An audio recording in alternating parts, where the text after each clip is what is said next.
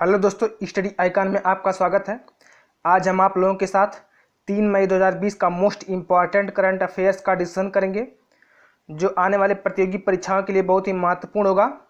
तो चलिए दोस्तों शुरू करते हैं। हमारा पहला क्वेश्चन है, बहरीन में भारत के नए राजदूत के रूप में किसे नियुक्त किया गया? तो इसका सही आंसर है ऑप्शन 1 पीयूष श्रीवास्तव। अब दोस्तों यहाँ बहरीन की बात हुई है, तो बहरीन के राजा कौन है? हमद बिन ईसा अल खलीफा। बहरीन की राजधानी कहाँ है? तो मनामा। बहरीन की मुद्रा क्या है? तो बहरीनी दिनार।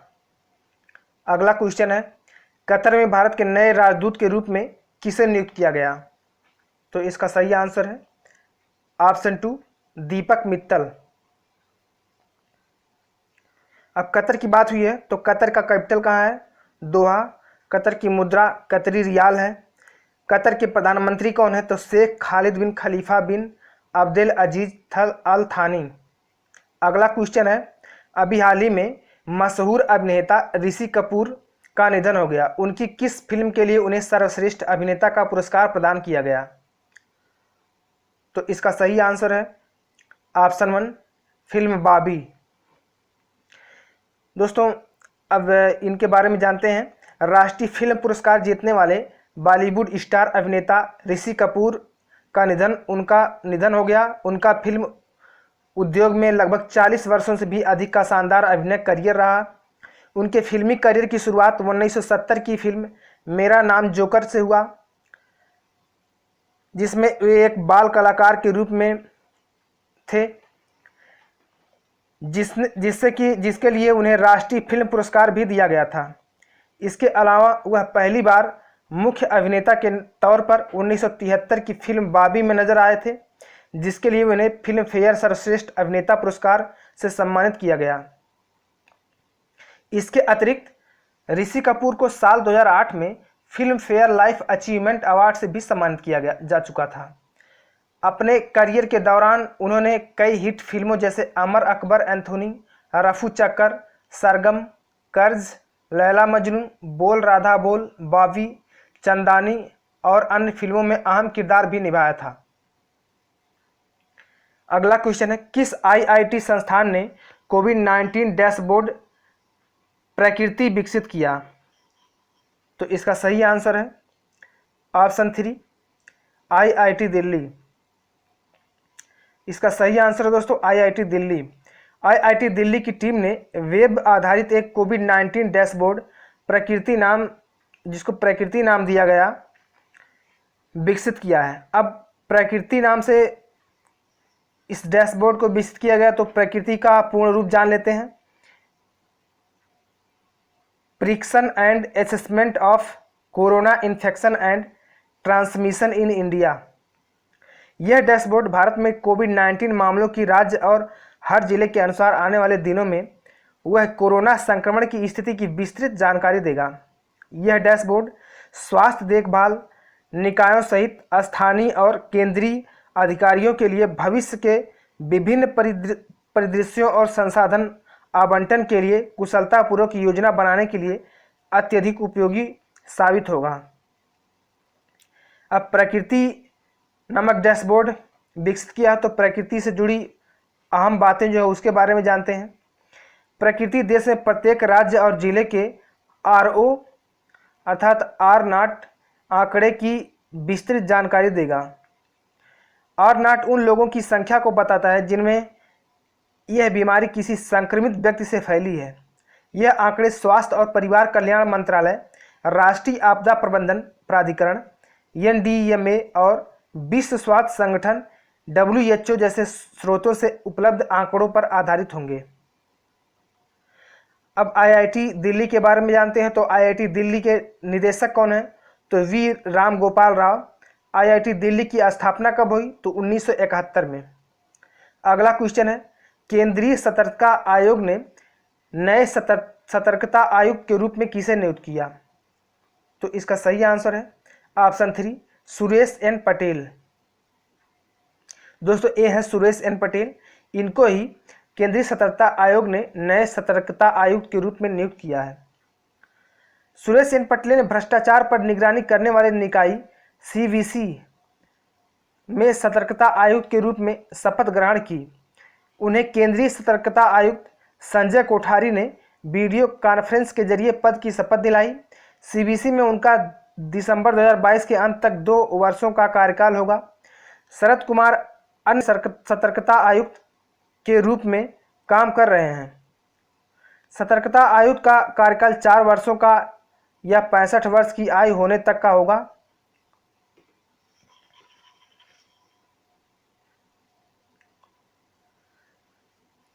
उन्होंने 2015 में आंध्र बैंक के प्रबंध निदेशक और सीईओ के रूप में कार्य करने से पहले ओरिएंटल बैंक ऑफ कॉमर्स में कार्यकारी निदेशक के रूप में काम किया था। वह भारतीय बैंक परिसंघ के सदस्य, नाबार्ड में ग्रामीण विकास बैंकर संस्थान के सदस्य, आंध्र प्रदेश में राज्य स्तरीय बैंकर्स समिति के अध्यक्ष और ग्रामीण एवं उद्यमशीलता विकास बैंकर संस्थान के प्रमुख भी रहे हैं। अब केंद्रीय सतर्कता आयोग अर्थात सीवीसी की बात हुई है, तो केंद्रीय सतर्कता आयोग का गठन कब हुआ? तो 1964 में। केंद्रीय सतर्कता आयोग का मुख्यालय कहाँ है? तो नई दिल्ली।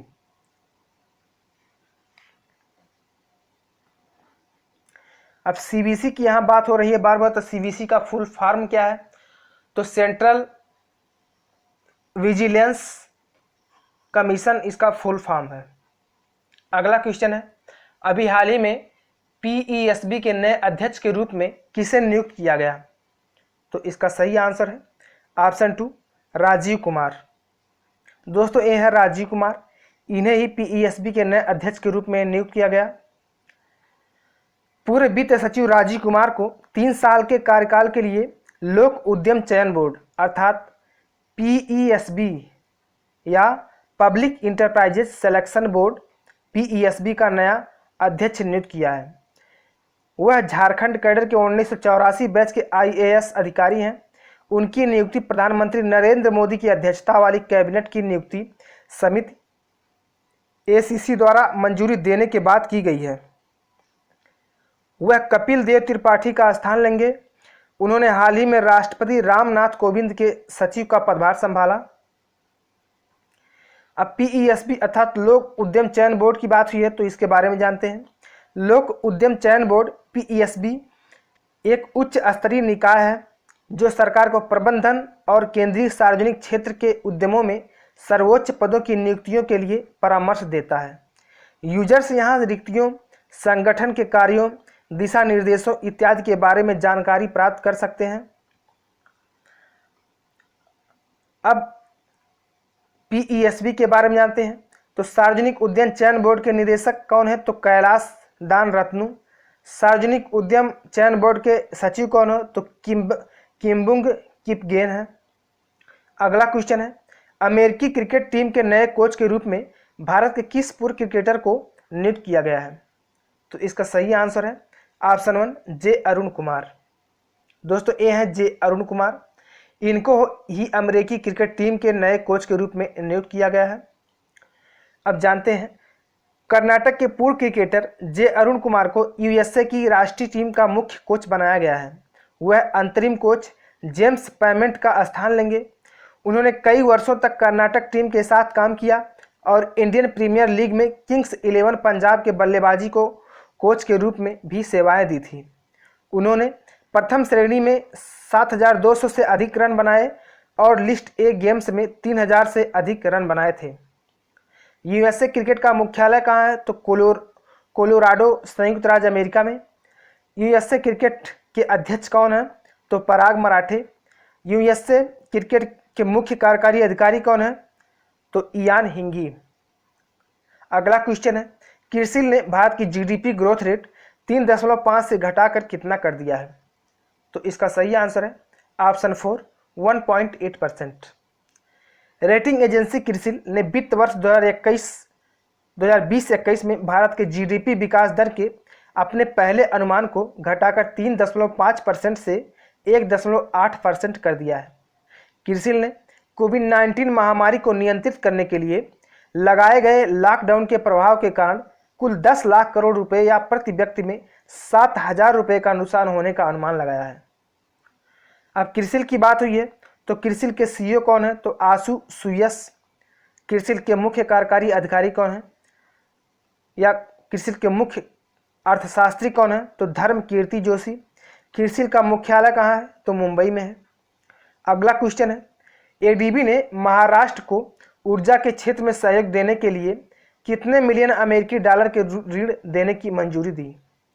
तो इसका सही आंसर है दोस्तों option 4, 346 million. Asian development bank अर्थात एडीबी ने महाराष्ट्र के ग्रामीण क्षेत्र के भरोसेमंद बिजली कनेक्शन प्रदान करने के लिए महाराष्ट्र सरकार को 346 मिलियन अमेरिकी डॉलर लगभग 2616 करोड़ रुपए का ऋण देने की सहमति जताई है। यह ऋण महाराष्ट्र में नए ग्रिड से जुड़े ग्रामीण कृषि उपभोक्ताओं के लिए राज्य सरकार के उच्च वोल्टेज वितरण प्रणाली कार्यक्रम का समर्थन करेंगे।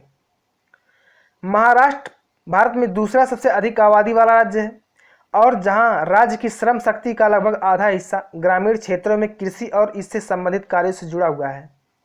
महाराष्ट्र में ग्रामीण कृषि उपभोक्ताओं को कुशल, विश्वसनीय और अच्छी गुणवत्ता की बिजली प्रदान करने से कृषि उत्पादकता और बिजली क्वालिटी श्रृंखला की दक्षता में सुधार होने की उम्मीद है। अब एडीबी की बात हुई है तो एडीबी अर्थात एशियन डेवलपमेंट बैंक के अध्यक्ष कौन है? तो मासात्सुगो असाकावा। एडीबी की स्थापना कब हुई? तो 1966 में की गई थी। अगला क्वेश्चन है, आईसीसी ने किसके ऊपर क्रिकेट के सभी गतिविधियों के लिए 2 साल के लिए प्रतिबंध लगा दिया है? तो इसका सही आंसर है दीपक अग्रवाल। अंतर्राष्ट्रीय क्रिकेट परिषद आईसीसी द्वारा दीपक अग्रवाल पर 2 साल के लिए क्रिकेट से संबंधित किसी भी गतिविधियों में हिस्सा लेने पर बैन लगा दिया है। आईसीसी द्वारा उन पर यह प्रतिबंध आईसीसी एंटी करप्शन कोड का उल्लंघन करने के आरोप को स्वीकार करने के बाद लगाया गया। अब दीपक 27 अक्टूबर 2021 के बाद क्रिकेट से संबंधित गतिविधियों में अपनी भागीदारी जारी रखने के लिए स्वतंत्र होंगे। दीपक अग्रवाल 2018 टी10 क्रिकेट लीग में सिंधी फ्रेंचाइजी के टीम मालिकों में से एक थे। उन्हें आईसीसी के अनुच्छेद 2.4.7 के उल्लंघन का आरोपी पाया गया है, जिसके अंतर्गत जांच में बाधा या देरी करना, जिसमें किसी भी दस्तावेज या अन्य जानकारी को छुपाना, छेड़छाड़ करना या नष्ट करना, या जो उस जांच के लिए अहम हो सकता है जिसमें आईसीसी भ्रष्टाचार रोधी संहिता के तहत भ्रष्ट आचरण के सबूतों की खोज की जा रही है। आईसीसी की बात हुई है तो आईसीसी के अध्यक्ष कौन है? तो शशांक मनोहर। आईसीसी के मुख्य कार्यकारी कौन है? तो मनु सहानी। मुख्यालय कहाँ है? तो दुबई, संयुक्त अरब अमीरात। अब आईसीसी के साथ साथ हम बीसीसीआई की बात करें तो बीसीसीआई के अध्यक्ष कौन है? तो सौरभ गांगुली जी हैं। अगला क्वेश्चन है, मूडीज ने मार्च में कैलेंडर वर्ष 2020 के लिए भारत की जीडीपी ग्रोथ रेट 2.5% से घटाकर कितना कर दिया है? तो इसका सही answer option 4, 0.2%। Moody's investors service ने मार्च में कैलेंडर वर्ष 2020 के लिए लगाए गए भारत के जीडीपी ग्रोथ अनुसार 2.5% को घटाकर 0.2% कर दिया है। साथ ही मूडीज ने 2021 में भारत की जीडीपी विकास दर 6.2% रहने का अनुमान भी लगाया है। मूडीज द्वारा केवल चीन, भारत और इंडोनेशिया के लिए 2020 का आर्थिक विकास अनुमान लगाया गया है। मूडीज ने यह कटौती कोरोना वायरस महामारी के कारण लगे देशव्यापी लॉकडाउन से भारत में पड़ने वाले आर्थिक प्रभाव के चलते की है। मूडीज का मुख्यालय कहाँ है? तो न्यूयॉर्क, संयुक्त राज्य अमेरिका। मूडीज के अध्यक्ष और सीईओ कौन है? तो रेमंड व्हाइट हेड मैकडैनियल जूनियर। अगला क्वेश्चन है, केंद्र सरकार द्वारा संयुक्त राष्ट्र में भारत नए अस्थायी प्रतिनिधि के रूप में अर्थात केंद्र सरकार द्वारा संयुक्त राष्ट्र में भारत के नए अस्थायी प्रतिनिधि के रूप में किसे नियुक्त किया गया? तो इसका सही आंसर है ऑप्शन 4, टीएस तिरुमूर्ति। दोस्तों ये है टीएस तिरुमूर्ति। इन्हें ही संयुक्त राष्ट्र में भारत के नए अस्थायी प्रतिनिधि के रूप में नियुक्त किया गया है। अब इस क्वेश्चन के बारे में जानते हैं। केंद्र सरकार ने टी.एस. तिरुमूर्ति को संयुक्त राष्ट्र में भारत का अगला राजदूत अथवा अस्थायी प्रतिनिधि नियुक्त करने की घोषणा की है। वह न्यूयॉर्क में संयुक्त राष्ट्र में भारत के अस्थायी प्रतिनिधि के रूप में नियुक्त सैयद अकबरुद्दीन का स्थान लेंगे। टी.एस. तिरुमूर्ति 1985 बैच के एक IFS अधिकारी हैं जो वर्तमान में विदेश मंत्रालय में सचिव के पद पर कार्यरत हैं। अब संयुक्त राष्ट्र के महासचिव कौन है? तो एंटोनियो गुटेरेस जी हैं। पीएनबी हाउसिंग के अंतरिम MD और CEO के रूप में किसे नियुक्त किया गया है? तो इसका सही आंसर है ऑप्शन 2 नीरज व्यास। नीरज व्यास को 8 महीने की अवधि के लिए पीएनबी हाउसिंग फाइनेंस लिमिटेड के अंतरिम प्रबंध निदेशक और मुख्य कार्यकारी अधिकारी के पद पर नियुक्त किया गया है। उनकी नियुक्ति संजय गुप्ता के स्थान पर की गई है, जो वर्तमान में कंपनी के प्रबंध निदेशक और मुख्य कार्यकारी अधिकारी के रूप में सेवारत हैं। बैंकिंग में 36 से अधिक वर्षों का अनुभव रखने वाले नीरज व्यास एक वरिष्ठ बैंकिंग पेशेवर हैं। वह वर्तमान में कंपनी के बोर्ड में स्वतंत्र निदेशक के रूप में कार्यरत थे। अगला क्वेश्चन है, किस राज्य सरकार ने जीवन अमृत योजना की शुरुआत की? तो इसका सही आंसर है ऑप्शन 3 मध्य प्रदेश। मध्य प्रदेश सरकार ने कोविड-19 महामारी से मुकाबला करने के लिए जरूरी इम्यूनिटी सिस्टम को बढ़ाने के लिए जीवन अमृत योजना शुरू की है। इस योजना के तहत राज्य सरकार लघु वनोपज संघ के सहयोग से राज्य के आयुष अर्थात आयुर्वेद, योग और प्राकृतिक चिकित्सा, यूनानी, सिद्ध और होम्योपैथी विकास द्वारा तैयार किए गए विशेष त्रिकूट चूर्ण अर्थात पीपल, अदरक और काली मिर्च के पैकेट कोरोना संक्रमण वाले क्षेत्रों में नागरिकों को निःशुल्क वितरित करेगी। साथ ही राज्य के 1 करोड़ लोगों को 50 ग्राम के इन पैकेटों को वितरित करने का लक्ष्य रखा गया है। मध्य प्रदेश के मुख्यमंत्री कौन है? तो शिवराज सिंह चौहान। मध्य प्रदेश की राजधानी कहाँ है? तो भोपाल। मध्य प्रदेश के राज्यपाल कौन है? तो लालजी टंडन। अगला क्वेश्चन है, अंतर्राष्ट्रीय जैज दिवस कब मनाया जाता है? तो इसका सही आंसर है ऑप्शन 4 30 अप्रैल। हर साल 30 अप्रैल को दुनिया भर में इंटरनेशनल जैज डे अर्थात अंतर्राष्ट्रीय जैज दिवस मनाया जाता है। इस दिन को मनाए जाने का उद्देश्य शांति, एकता, लोगों के बीच संवाद और सहयोग बढ़ाने और एक शैक्षिक साधन के रूप में जैज की खूबियों के बारे में दुनिया भर में जागरूकता पैदा करना है। इस वर्ष अंतर्राष्ट्रीय जैज दिवस का 9वां संस्करण है। अंतर्राष्ट्रीय जैज दिवस 2020 के ऑनलाइन उत्सव की मेजबानी हर्बी हैनकॉक द्वारा की गई। हर्बी हैनकॉक यूनेस्को के सद्भावना राजदूत और अंतर्राष्ट्रीय स्तर पर ट्रम्पेटर बजाने के लिए प्रसिद्ध band leader James Morrison jazz संगीत के इतिहास और कलात्मक की खोज करने वाले एक मास्टर क्लास का नेतृत्व करेंगे। अब क्या है जैज, इसके बारे में जानते हैं। जैज एक पश्चिमी सभ्यता की संगीत विधा है जिसकी शुरुआत 19वीं से 20वीं शताब्दी के मध्य में हुई थी, जिसे पूरी दुनिया में पसंद किया जाता है। अमेरिकी और दक्षिणी अफ्रीकी जैसे देशों में इसकी लोकप्रियता बहुत ज़्यादा है। इस संगीत विधा का सबसे अहम इंस्ट्रूमेंट सैक्सोफोन है। अंतर्राष्ट्रीय जैज दिवस का इतिहास। जैज संयुक्त राष्ट्र शैक्षिक, वैज्ञानिक और सांस्कृतिक संगठन यूनेस्को ने 30 अप्रैल 2011 को अंतर्राष्ट्रीय जैज दिवस के रूप में मनाने का फैसला लिया था। इस दिन को मनाने के लिए दुनिया भर के समुदायों, स्कूलों, कलाकारों, इतिहासकारों, शिक्षाविदों और जैज से प्रेरित लोगों को जैज कला और उसके प्रभाव के बारे में बताने के लिए एक साथ लाने के लिए चुना गया है। अब चूंकि ये यूनेस्को मनाया जाता है, ये यूनेस्को द्वारा मनाया जाता है, तो यूनेस्को के महानिदेशक कौन है? तो आर.डी. अजोले हैं। यूनेस्को का गठन कब हुआ? तो 4 नवंबर 1946 को। अगला क्वेश्चन है, आयुष्मान भारत दिवस कब मनाया जाता है? तो इसका सही आंसर है ऑप्शन 3 30 अप्रैल। जिसे प्रधानमंत्री जन आरोग्य योजना आयुष्मान भारत योजना को प्रधानमंत्री जन आरोग्य योजना के रूप में भी जाना जाता है। इस योजना को पीएम नरेंद्र मोदी द्वारा वर्ष 2018 में गरीबों को प्रति वर्ष 5 लाख रुपए प्रति परिवार के कवर के साथ विभिन्न लाभ प्रदान करने के लिए शुरू किया गया है। क्या है वो आयुष्मान भारत, इसके बारे में जानते हैं। आयुष्मान भारत भारत सरकार की एक प्रमुख योजना है जिसे सबके स्वास्थ्य को कवर करने यानी यूनिवर्सल हेल्थ कवरेज के लक्ष्य को प्राप्त करने के लिए 2017 में राष्ट्रीय स्वास्थ्य नीति की सलाह पर शुरू किया गया था। यह पहल सतत विकास लक्ष्यों एसडीजी और इसकी कम होती प्रतिबद्धता को पूरा करने के लिए शुरू की गई थी, जिसका उद्देश्य लीव नो वन बिहाइंड अर्थात सबको साथ लेके चलना है।